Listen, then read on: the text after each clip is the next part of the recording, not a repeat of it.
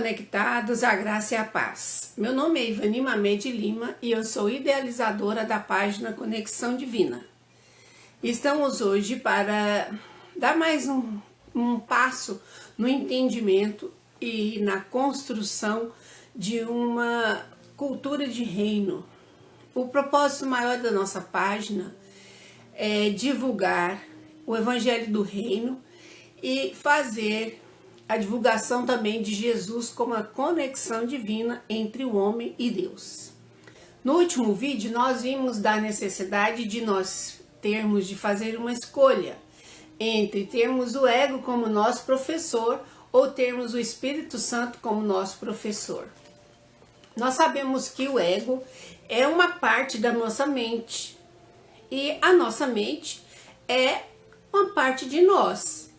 Nós já vimos aqui também que nós somos seres tripartidos. Quando Deus nos fez, Ele nos fez como espíritos à sua imagem e semelhança, porque Deus é espírito. E essa é a nossa verdadeira identidade, é isso que nós realmente somos. Mas no Éden, a primeira mulher e o primeiro homem tiveram uma tentação daquele que é o maior inimigo de todos os homens e o maior inimigo de Deus, que é Satanás. Por quê? Porque ele, como um anjo caído, ele perdeu o que ele tinha, né? Então toda a posição que ele alcançou um dia, ele perdeu, e isso trouxe para ele esse sentimento de vingança. E por esse sentimento, ele faz o que pode para nos atrapalhar. Como diz em João 10:10, o ladrão vem para matar, roubar e destruir. E Satanás nada mais é do que um ladrão das nossas experiências e da nossa felicidade. Então, quando nós estávamos no Éden, a gente estava num jardim de delícias, a gente estava em unidade com Deus. E ele veio para atrapalhar isso. A intenção foi essa. Então ele colocou no coração da Eva uma dúvida entre estar ali e não saber exatamente o que era aquilo, ou como que iria ficar, e ela teve um desejo de alcançar sabedoria através daquele fruto da árvore do bem e do mal que Deus havia dito para não comer. Então eles desobedeceram e em função dessa atitude houve uma ruptura daquela primeira aliança de Deus com eles. E essa ruptura causou essa cisão, essa separação entre o homem e Deus. Nós já vimos que, como seres tripartidos, nós fomos criados como espíritos, então nós somos espíritos, essa é a verdadeira identidade nossa. Mas Deus, Ele soprou em nós um fôlego de vida, que é a nossa alma, e Ele tirou da própria terra, do pó da terra, os elementos para formar o nosso corpo. Ali, naquele momento, Ele criou esse nosso corpo e soprou a nossa alma. Esse vento do Espírito e a alma em cada um de nós. Só que ali, naquele primeiro homem, naquela primeira mulher, foi assim. Mas depois, o próprio homem e a mulher se uniriam para formar outra vida. E aqueles elementos que estão ali compondo o corpo do homem e da mulher, já teriam em suas células, em seus gametas, em suas células sexuais, todo o código da vida para criar um novo ser humano.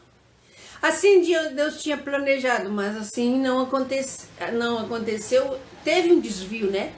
Então aí eles se desviaram, eles tiveram essa, digamos, queda, e eles desobedeceram a Deus. E nesse nível, o que era para ser de o Espírito comandar a nossa alma e a nossa alma comandar o nosso corpo, foi distorcido. Então o nosso espírito ficou adormecido pela queda da vibração, e a nossa alma e o nosso corpo passaram a ser aquilo que nós tínhamos de mais precioso. E Satanás, ele sabe que nesse campo ele poderia agir. Então ele começou a agir justamente no campo da alma da Eva, no campo da mente da Eva, criando dúvida e criando aquele desejo de ter sabedoria. E aí ela tem essa queda e a atitude, né? A escolha de Adão e Eva marcaram toda a humanidade. Então, de maneira que hoje uma criança nasce, essa criança já nasce com a marca da queda, já é uma raça decaída.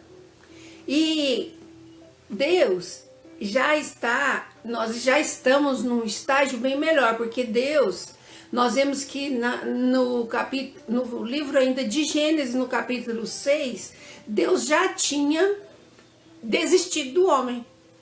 Nós vemos que o episódio da queda acontece no capítulo 3 de Gênesis.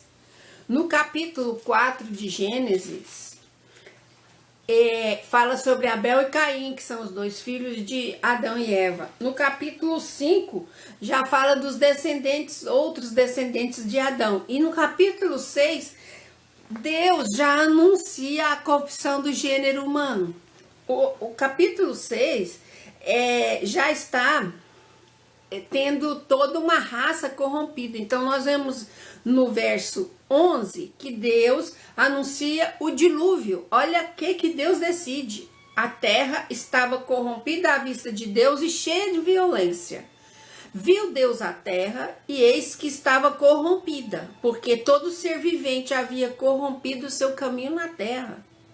Então disse Deus a Noé: resolvi dar cabo de toda a carne, porque a terra está cheia da violência dos homens. Eis que os farei perecer juntamente com a terra. Faze uma arca de tábuas de cipreste. Nela farás compartimentos e a calafetarás com betume por dentro e por fora. Desse modo a farás.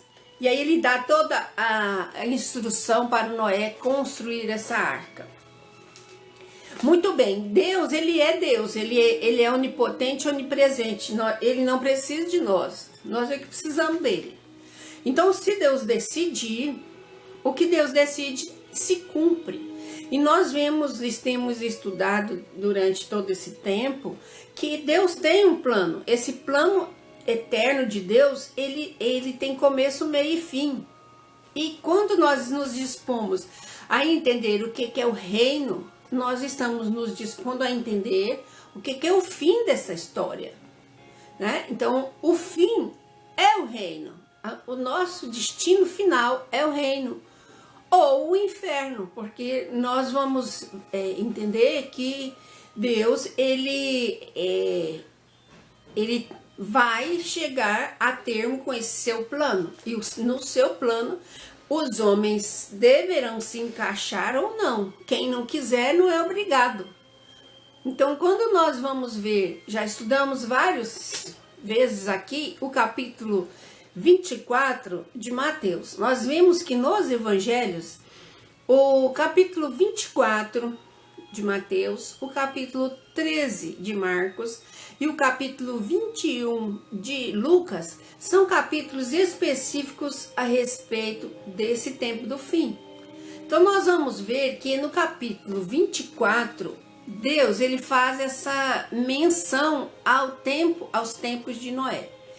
Porque nos tempos de Noé, quando Deus decidiu dar cabo a toda a carne, ele avisou e deu as instruções de Noé para fazer a arca para salvar as pessoas que acreditassem nele. Ninguém acreditou.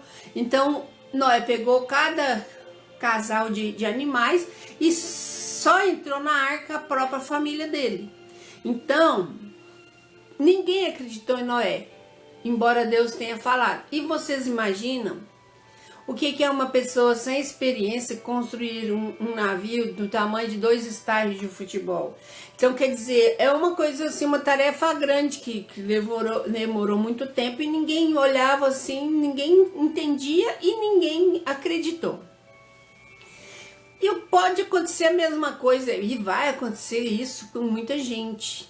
Então, quando a gente está, na verdade, fazendo essa divulgação e criando essa cultura de reino, é nesse sentido, para que nós não estejamos pegos de surpresa. Nesse capítulo 24, Jesus fala duas coisas muito importantes. Nós vamos ver o seguinte: quando Jesus estava falando desse dia em que ele viria, ele fala disso a partir do versículo 29 do capítulo 24. Aí ele fala que depois da tribulação ele viria. Então, assim, ele, para mostrar realmente como seria essa vinda do Filho do Homem, ele conta uma parábola, a parábola da figueira. E essa parábola para nos exortar quanto à nossa vigilância. Então ele fala: aprendei, pois, a parábola da figueira, quando já os seus ramos se renovam e as folhas brotam, sabeis que está próximo o verão. E nós, em várias passagens do Evangelho, a gente percebe que aquela geração era uma geração que não acreditava em Jesus. Eles não estavam dando crédito a Jesus, assim como não deram para Noé. E eles sempre pediam assim para Jesus um sinal, né? E qual o sinal que você tem para nos dar? E ele fala do sinal, desses sinais, justamente para avisar que ele daria sinais. E a figueira é uma árvore comum lá naquelas regiões lá. Mas, e ela tinha aquelas características, mas a figueira, ela tem uma tipologia do próprio Israel e a própria Jerusalém. Então, toda a aliança que Deus fez com Israel e com Jerusalém é uma aliança eterna. Então, Israel e Jerusalém passa a ser para nós um olhar de sinal. Então, tudo que nós vermos acontecendo com Jerusalém e com Israel, a partir desse tempo, nós já vamos entender como um sinal para o dia do Senhor. Então, quando ele fala assim: assim também vós, quando virdes todas estas coisas, sabei que está próximo às portas, a vinda dele, está bem perto. Em verdade vos digo que não passará essa geração sem que tudo isso aconteça. Passará o céu e a terra, porém as minhas palavras não passarão. Mas a respeito daquele dia e hora, ninguém sabe, nem os anjos do céu, nem o Filho, nem senão o Pai. Então, assim, nós sabemos que teremos esses sinais, mas o dia específico nós não temos como dizer, nós não temos como prever. Mesmo Jesus não teve. Então ele mesmo diz: nem o Filho sabe disso, senão o Pai, que é Deus. Pois assim foi nos tempos foi nos dias de Noé. Também será a vinda do Filho do Homem. Ou seja, nos tempos de Noé, as pessoas estavam ali, olhavam tal, mas não percebiam, não olhavam e não acreditavam. Porquanto, assim, nos dias anteriores ao dilúvio, eles comiam e bebiam, casavam e davam-se em casamento, até ao dia em que Noé entrou na arca, e não o perceberam, senão quando veio o dilúvio e os levou a todos. Assim será também a vinda do Filho do Homem. Então, se perceber, né, isso aqui, ó, que ele fala assim, Noé entrou na arca e eles não o perceberam. Então, a mesma coisa vai acontecer com a gente na vinda, no dia, para o dia da vinda. Por quê? Porque nós não vamos ser avisados. Nós vamos ter sinais, mas não vamos ter exatidão nisso. E esse estar percebendo é uma forma de estarmos conscientes do que está acontecendo no aqui e no agora. Então, todos os sinais nos darão essa direção. No último vídeo, nós vimos que é necessário que nós façamos uma escolha entre um caminho que tem como o professor o ego e o outro como professor o Espírito Santo. O que isso significa? Significa um grande preparo para nós, porque o caminho do ego é, na verdade, o que Satanás nos induziu a pegar. Quando Eva foi tentada na sua mente e nas suas emoções para fazer essa escolha de ter mais sabedoria, de provar aquele fruto que Deus falou para não provar, ela na verdade fez uma escolha e essa escolha atingiu em cheio a sua mente e seus desejos. E essas partes em nós, como nós vimos, nós somos espírito, alma e corpo. Essas partes em nós compõem a nossa alma. Então percebam que o nosso espírito, Satanás não mexeu, ele deixou ele ali, mas ele foi exatamente onde ele pode mexer, que é na nossa mente e nas nossas emoções. Por quê? Porque a nossa mente é a sede dos nossos pensamentos. A mente é aquela atividade do nosso cérebro. Em conjunto com essa nossa mente está todo o nosso corpo. Então todo o nosso corpo recebe junto com os nossos pensamentos descargas e de comandos para formularem substâncias químicas que vão nos trazer as emoções. Então nós temos agora a nossa alma no comando das coisas. E essa alma é onde está o nosso ego. O nosso ego, ele não é para ser desprezado. A nossa alma não é para ser desprezada, ela é para ser conhecida. Nós precisamos conhecer nossos pensamentos, nossos sentimentos e as nossas emoções. Então esse departamento chamado alma, ele é para ser conhecido, muito bem conhecido, para que nós entendamos como nós pensamos e quais são os nossos sentimentos e aquilo que nos leva a ser ou fazer tal coisa. Por quê? Porque essa área daquilo que está na nossa mente, que se concretiza nos nossos comportamentos, é aquilo que vai dirigir, de certa forma, a nossa vida. Então nós precisamos estar presentes, percebendo, conhecendo exatamente aquilo que está dentro da nossa mente, aquele que está no nosso coração e nas nossas emoções, para podermos nos dirigir. Então a nossa alma, ela é dirigida pelo nosso espírito.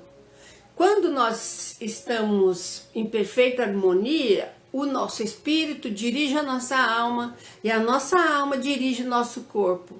E o que Satanás fez? Ele fez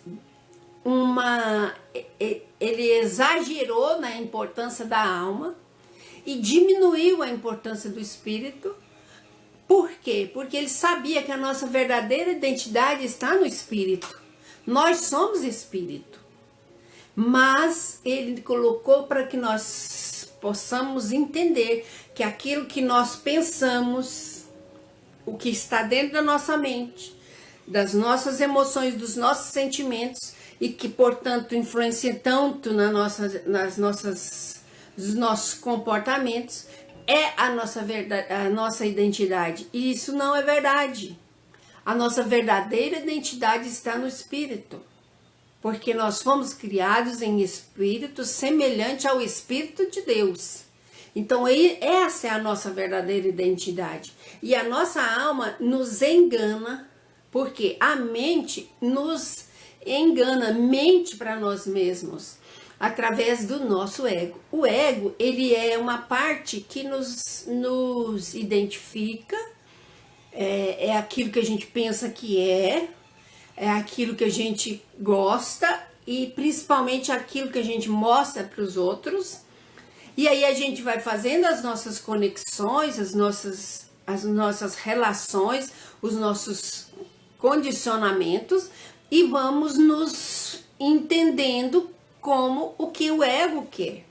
Mas o ego e a mente, eles fazem parte de nós, precisam ser integrados, precisam ser conhecidos, precisam ser aceitos, mas precisam ser comandados.